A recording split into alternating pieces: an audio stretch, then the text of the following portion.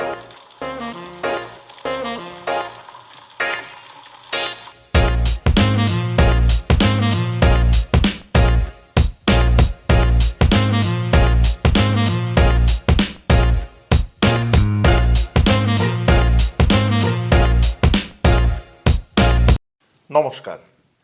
কিছুদিন আগেই আপনাদের দেখিয়েছি একটি অনবদ্য রান্না, যেটা শিখেছি একজনের বই থেকে।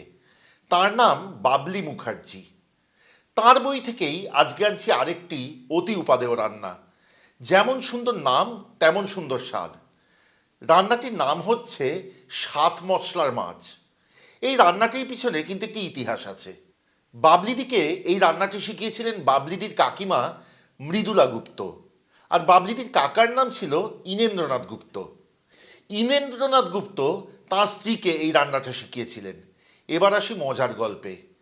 ইনেন্দ্রনাথ গুপ্ত যদিও তার স্ত্রীকে এই রান্নাটি শিখিয়েছিলেন, কিন্তু জীবনের শেষ 50 বছর তিনি নিজে মাছ ছুঁয়েও দেখেননি।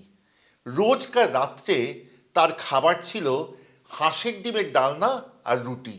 50 বছর ধরে তিনি রোজ রাত্রে এটি খেয়েছেন, আর দিনের বেলা যা হোক খেতেন।